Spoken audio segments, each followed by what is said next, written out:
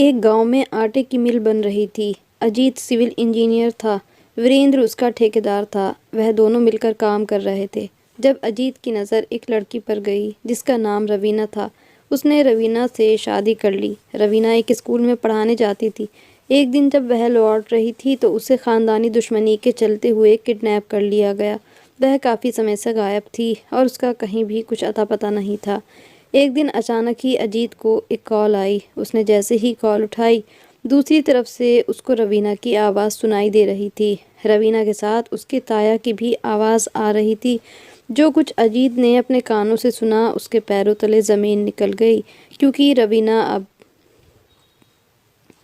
अजीत एक civil engineer था। वीरेंद्र कई सालों से उसके साथ काम कर रहा था। अजीत एक सिविल इंजीनियर थे, वे नक्शा बनाते थे और वीरेंद्र फिर उस पर काम करता था। अजीत एक बहुत अच्छा इंसान था। उसके साथ काम करके वीरेंद्र को बहुत अच्छा लगता था। अजीत के पिता एक रिटायर्ड टीचर थे। एक बार अजीत ने एक शॉपिंग मॉल का नक्शा बनाया। जो यह शॉपिंग मॉल एक बड़े अधिकारी का था और उन्होंने इसका नक्शा बनवाने के लिए अजीत को काफ़ी बड़ी पेमेंट की थी। अजीत ने वीरेंद्र से कांटेक्ट किया कि मैं एक शॉपिंग मॉल का नक्शा बना रहा हूँ, तुम तैयार रहना।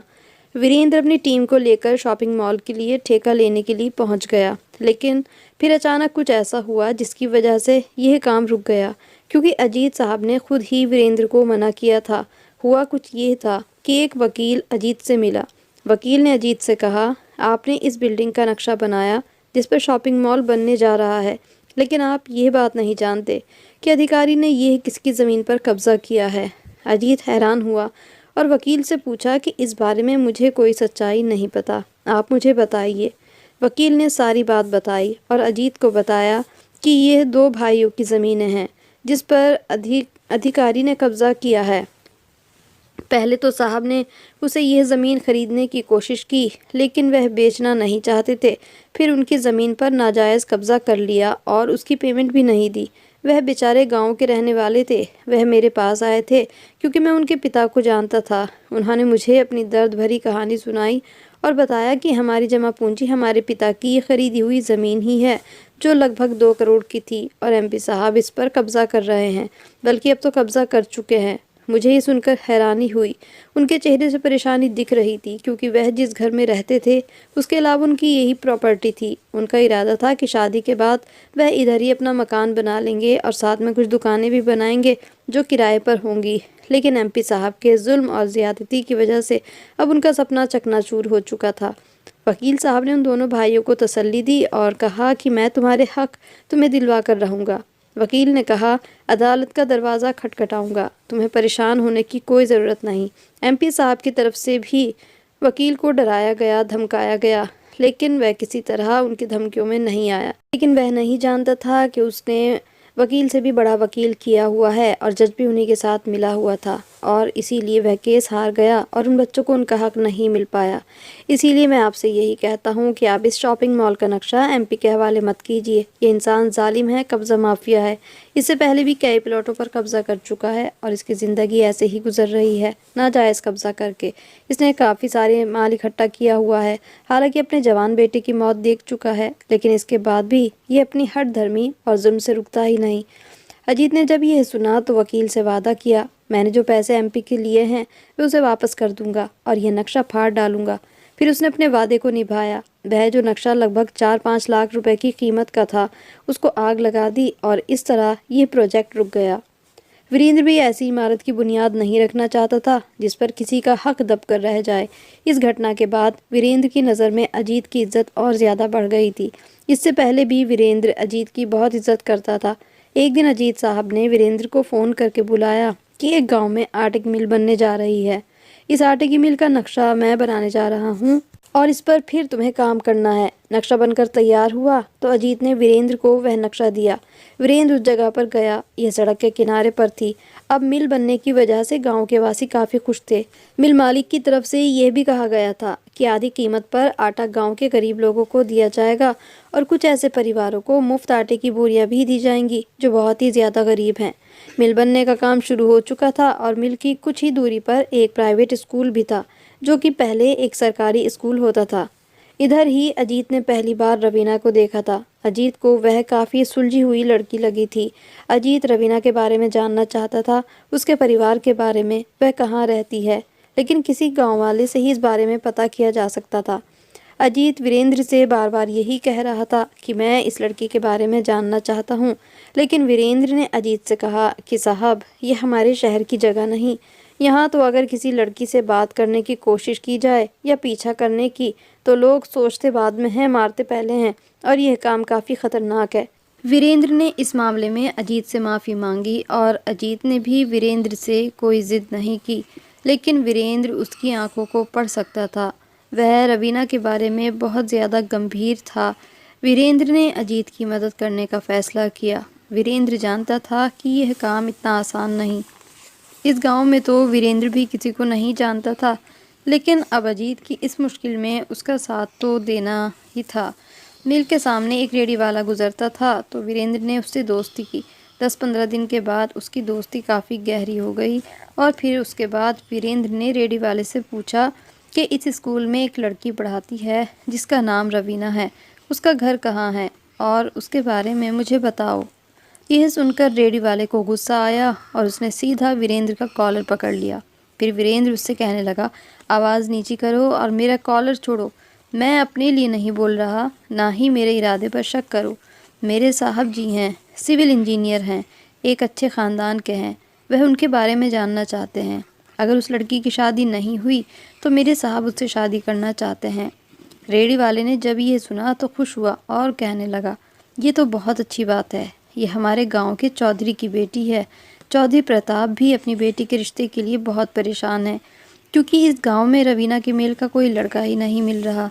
और साहब जी देखने में तो काफ़ी अच्छे हैं, अच्छे परिवार से लगते हैं। तो मैं आपको इसी बात की सलाह दूंगा कि साहब से कहिए कि वह अपने माता पिता को कहें कि रवीना के घर वालों से मिले। मुझे उम्मीद है कि चौधरी साहब जब अजीत की पढ़ाई और काबिलियत को देखेंगे तो इस रिश्ते के लिए ज़रूर हाँ कर देंगे। वीरेंद्र अजीत के पास गया। वह भी काफ़ी उदास बैठा था। वीरेंद्र ने कहा, सर आप क्यों परेशान हैं? क्या घर वालों की याद आ रही है? फिर अजीत उससे कहने लगा, तुम तो जानते हो मेरी परेशानी क्या है, और मुझे तो इस बात का भी दुख है कि तुमने मेरी मदद करने की कोशिश भी नहीं की। वीरेंद्र ने कहा, सर आपके लिए खुशखबरी है, रवीना के बारे में पता चल चुका है। वह यहाँ से दूर एक गांव में रहती है, एक चौधरी की बेटी है, चौधरी प्रताप। रवीना की अभी तक शादी नहीं हुई है। इससे भी अच्छी खबर यह है कि चौधरी अपनी बेटी की शादी के बारे में बहुत परेशान है, क्योंकि उसे कोई अपनी बेटी के मेल का रिश्ता ही नहीं मिल रहा। रवीना पढ़ी लिखी है और गांव के ज़्यादातर लड़के अनपढ़ ही हैं। बस अब आप अपने माता पिता को रवीना के घर भेज दीजिए। उम्मीद है कि अब आपका काम हो जाएगा और आपकी परेशानी ख़त्म हो जाएगी। यह सुनकर अजीत के चेहरे पर एक मुस्कुराहट आई। उसने वीरेंद्र को गले से लगाया और उसकी आंखों में एक ऐसी चमक थी जिसका वीरेंद्र देखकर बहुत खुश हो रहा था। अजीत के अंदाज से पता चल रहा था। अजीत घर वापस गया और अपने पिता से बात की कि गांव की एक लड़की है, मैं उससे शादी करना चाहता हूँ। यह सुनकर उसके पिता हैरान हुए। कहने लगे, बेटा तुम भी बहुत अजीब हो। जब तुम्हारी माँ तुम्हारी शादी को लेकर इतनी परेशान थी, कई लड़कियों के फ़ोटो तुमको दिखाए, लेकिन तुमने किसी में किसी तरह की दिलचस्पी ही नहीं ली। और जब हम तुमसे तुम्हारी पसंद के बारे में पूछते थे तब भी तुम चुप रहे। लेकिन अब अगर तुम्हें पसंद आई भी तो गांव की एक लड़की। फिर उसके पिता खुश होते हुए कहने लगे, ठीक है, मैं तुम्हारी माँ से बात करता हूँ। मास्टर जी ने अपनी पत्नी से कहा कि आपके बेटे ने एक लड़की पसंद की है, वह भी एक गाँव की लड़की। अब तो आपकी इच्छा पूरी हो जाएगी। आपको अपने बेटे की शादी की बहुत जल्दी थी, इसीलिए वह मान गया। यह जानकर मास्टर साहब की पत्नी काफ़ी खुश हुई। दोनों ने तैयारी की और फिर वह रवीना के गांव के लिए निकल पड़े। चौधरी प्रताप अपने घर पर ही थे जब उनकी गाड़ी आई। मास्टर साहब जैसे ही गाड़ी से उतरे तो चौधरी प्रताप ने उनका भरपूर स्वागत किया, क्योंकि पहली ही नज़र में वह मास्टर साहब को पहचान चुके थे। मास्टर साहब इस गांव में ही पढ़ाया करते थे और फिर रिटायरमेंट के बाद वे शहर में शिफ्ट हो गए थे।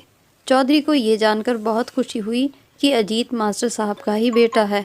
काफ़ी देर उनकी बातें चलती रहीं। फिर मास्टर साहब ने अपने आने का मकसद बताया कि मैं आपकी बेटी रवीना को अपने घर की बहू बनाना चाहता हूँ। चौधरी के चेहरे पर मिले जुले भाव थे। यकीनन वह इस बात पर खुश थे कि अजीत एक पढ़ा लिखा लड़का है, जैसा कि वह चाहते थे। लेकिन परेशानी इस बात की थी कि वह अपने बड़े भाई की वजह से बहुत परेशान थे। वे जानते थे कि चौधरी किसी हाल अपने भाई को इस बात की इजाज़त नहीं देगा कि हमारे परिवार की लड़की कहीं बाहर शादी हो। चौधरी ने मास्टर साहब से यही कहा कि मुझे इस बात की खुशी है और यहाँ तक कि मैं भी यही चाहता हूँ, लेकिन मैं अपने बड़े भाई से पूछे बगैर ऐसा नहीं कर सकता। उम्मीद है मेरा बड़ा भाई इस बारे में कोई आपत्ति नहीं जताएगा। फिर चौधरी प्रताप ने अपने बड़े भाई चौधरी विक्रम से बात की और उसे बताया, मास्टर साहब जो कुछ समय पहले हमारे गांव के स्कूल में पढ़ाते रहे हैं, वे अपने बेटे के लिए रवीना का रिश्ता मांगने के लिए आए थे। जिस पर चौधरी विक्रम आग बबूला हो गया और अपने छोटे भाई से कहने लगा कि प्रताप, तुम्हारी अकल पर पर्दा पड़ चुका है। तुम अच्छी तरह जानते हो कि हमारे ख़ानदान की कोई लड़की ख़ानदान से बाहर शादी नहीं कर सकती। फिर तुम्हारी हिम्मत कैसे हुई ऐसी बात करने की? मास्टर से कहो कि अगर इज्जत प्यारी है तो वापस चला जाए और फिर दोबारा इस तरह की बात ना करे। चौधरी प्रताप ने अपने भाई से कहा कि भाई, ऐसा मत करो। मैं ऐसा माता पिता में से नहीं हूँ जिनकी बेटियाँ घर में कुंवारी बैठी रह जाती हैं, यहाँ तक कि वह बूढ़ी हो जाएं। और रवीना तो आपकी भतीजी है, आपको अपनी भतीजी के बारे में कोई फिक्र नहीं। चौधरी विक्रम ने जवाब दिया कि फिक्र तो है, इसीलिए मैं रवीना की शादी अपने बेटे उदय से करूँगा। बस कुछ समय इंतज़ार कर लो। चौधरी प्रताप ने कहा, भाई कैसी बातें कर रहे हो? उदय तो अभी बहुत छोटा है, ये कैसी बातें कर रहे हैं? वह भी 10 साल का बच्चा है और रवीना और उदय की उम्र में 15 साल का फ़र्क है। यह न सिर्फ उदय के साथ जुल्म होगा बल्कि मेरी बेटी के साथ भी ज़्यादती होगी, जो उदय की जवानी का इंतज़ार करते करते बूढ़ी हो जाएगी। विक्रम ने कहा, यह मेरा फ़ैसला है और अगर मेरे फ़ैसले का विरोध कर सकते हो तो करके दिखाओ। चौधरी प्रताप ने अपने भाई के मुंह से जब ये शब्द सुने तो वह खामोश रह गया, लेकिन दिल में सोचने लगा, ये कैसा भाई है, अपने बेटे के साथ इतना जुल्म, और अपनी भतीजी तो बेटियों की तरह ही होती हैं, इसका भी एहसास नहीं। खैर, उसने अपनी पत्नी के साथ सलाह की और दोनों ने यही फैसला किया कि हम अपनी बेटी की ज़िंदगी के साथ खेल नहीं सकते। उन्होंने मास्टर साहब के नाम एक पत्र भिजवाया कि हम इस रिश्ते के लिए तैयार हैं। जब अजीत ने यह सुना तो वह बहुत ज़्यादा खुश हुआ और शादी की तारीख भी पक्की कर दी गई। चौधरी विक्रम को जब यह पता चला तो अपने भाई के विरोध पर उतर आया और उससे कहा कि तुमने इस खानदान की परंपरा को तोड़ा है, इसीलिए इस गांव में तुम्हारे लिए जगह नहीं। यह गांव छोड़कर चले जाओ, वरना मैं ये भूल जाऊंगा कि तुम मेरे भाई हो। चौधरी को ज़िंदगी में पहली बार इस बात का एहसास हुआ कि उसके भाई को उससे ज़रा भी प्यार नहीं। ख़ानदान के रिवाज इसके लिए ज़्यादा ज़रूरी हैं, जबकि ऐसा कुछ भी नहीं है कि लड़की के रिश्ते ख़ानदान से बाहर नहीं हो सकते। यह तो ऐसी परंपरा है जो हमने बनाई हुई है, जिनकी कोई सच्चाई ही नहीं। उसे पता था कि अगर यहाँ रहा तो उसका भाई उसको और उसके परिवार को नुकसान पहुँचा सकता है, इसीलिए वह अपने भाई को अच्छी तरह जानता था। पहले तो उसका भाई विक्रम सिर्फ दुश्मनों को ही नुकसान पहुँचाता था, लेकिन अब वह अपनों का दुश्मन भी बन चुका था। रवीना तो पहले ही अपने पिता से ये कह रही थी कि हमें शहर चले जाना चाहिए, वहाँ हम अच्छी ज़िंदगी जी सकते हैं, इस गांव के मुकाबले जहाँ किसी तरह का कोई कानून नहीं, जहाँ सिर्फ उसके ताया यानी विक्रम की हुकूमत चलती है और किसी में हिम्मत नहीं जो उसके हुक्म के खिलाफ जा सके। एक बड़ा सा ट्रक चौधरी प्रताप के घर के सामने आया। उसका बड़ा भाई चौधरी विक्रम अपनी आंखों से देख रहा था कि उसका भाई उसे छोड़कर जा रहा है, लेकिन उसने ना रोकने की कोशिश की, ना ही वह ऐसा करना चाहता था, बल्कि दिल में खुश था कि कल को उसकी ज़मीनों पर कब्ज़ा कर लेगा और उसकी औकात ही क्या है मेरे सामने बोलने की, ये मेरा कुछ नहीं बिगाड़ पाएगा। चौधरी प्रताप गांव छोड़कर शहर जा चुका था। शुरू में चौधरी प्रताप एक किराए के मकान में रहे, लेकिन फिर अपना मकान ख़रीद लिया। चौधरी प्रताप के लिए शहर में शिफ्ट होना इतना आसान काम नहीं था। सारी ज़िंदगी उसने गांव में गुजारी थी। हालांकि उसके भाई ने उसके साथ गलत किया, लेकिन वह फिर भी अपने भाई को याद कर रहा था। अपने ख़ानदान से बिछड़ना नहीं चाहता था, लेकिन वह मजबूर था कि उसका बड़ा भाई लालची था। उसे अपने छोटे भाई का कोई एहसास ही नहीं था। वह आंसू बहाता हुआ गांव को अलविदा कह आया था, जहां उसने अपनी ज़िंदगी के 55 साल गुजारे थे, और उसे इस बात का भी दुख था कि काश आज अगर मेरे पिता ज़िंदा होते तो विक्रम की ये हिम्मत ना होती कि वह मुझे गांव से निकल जाने का हुक्म देता।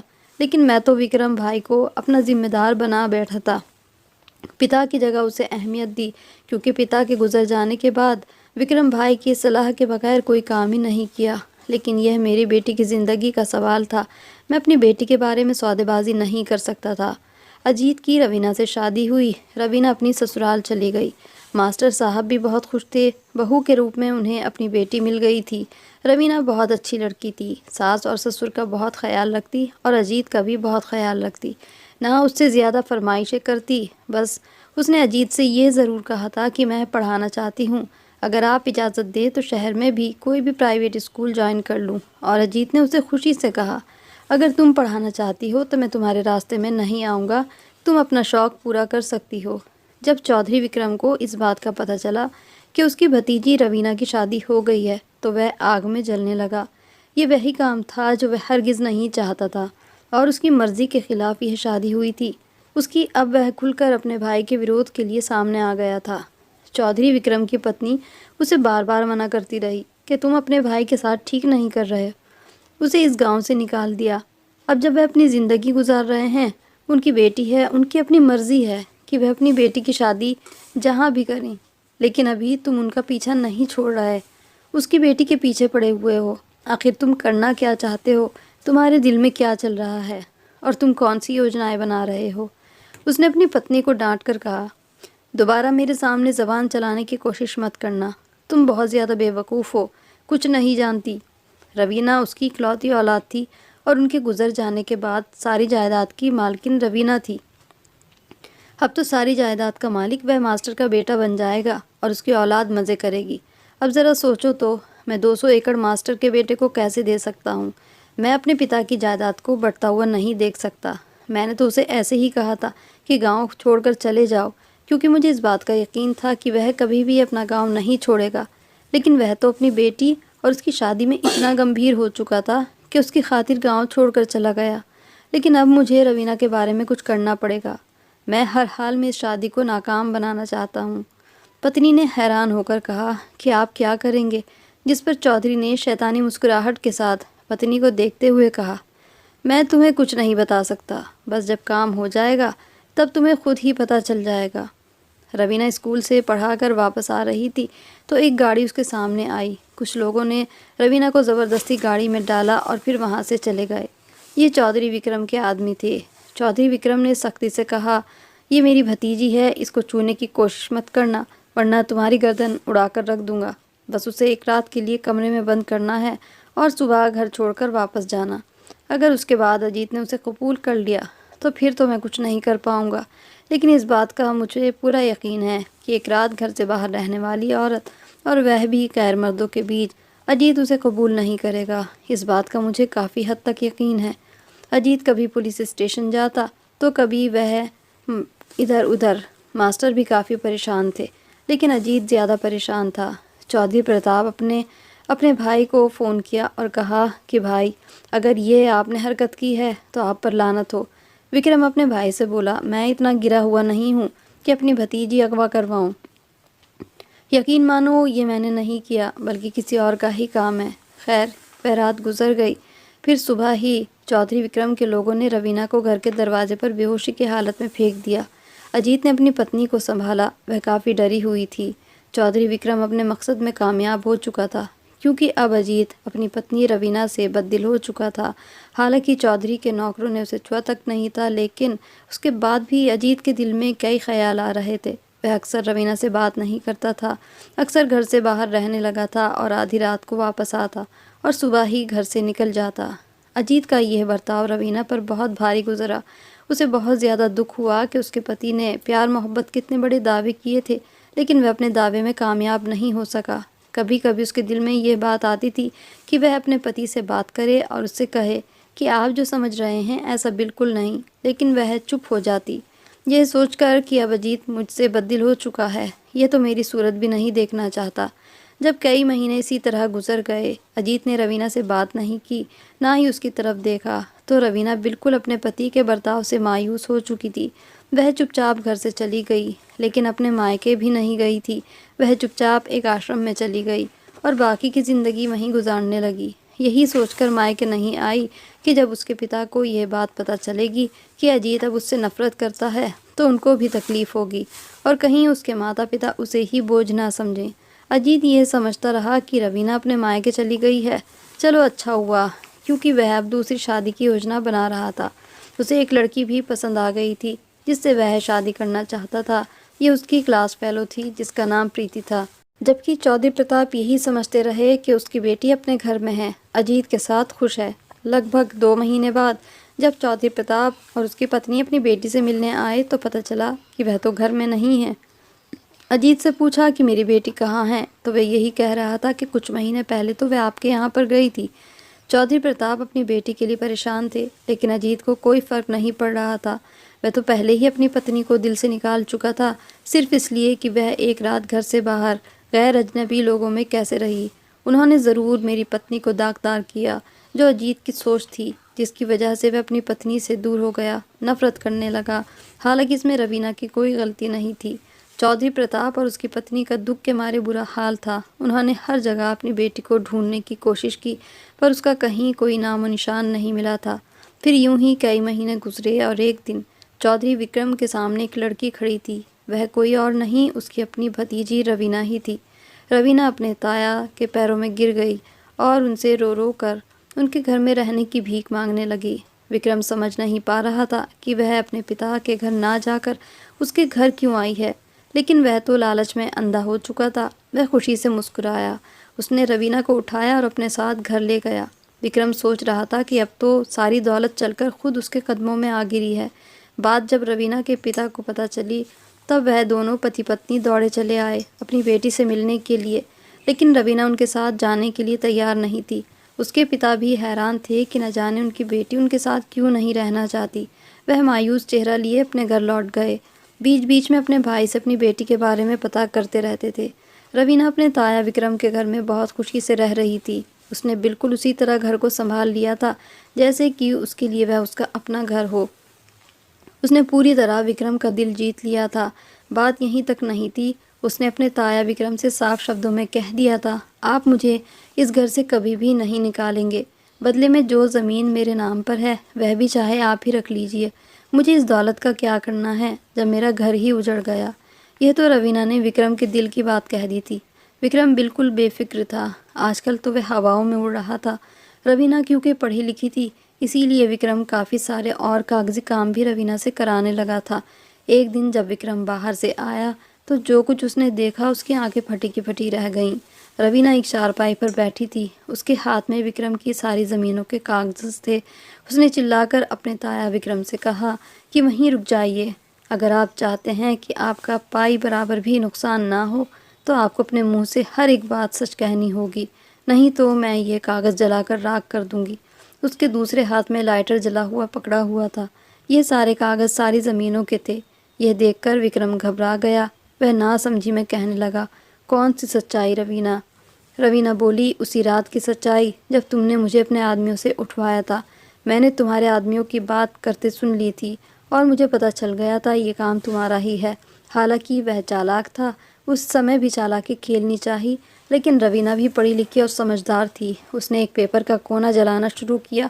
अब विक्रम समझ चुका था कि उसकी ज़मीनें ख़तरे में हैं, इसीलिए उसने कहा, मैं बताता हूँ, तुम ये सब बंद करो। रवीना ने आग बुझाई और अपना फ़ोन ऑन किया। अब चौधरी विक्रम ने बोलना शुरू किया।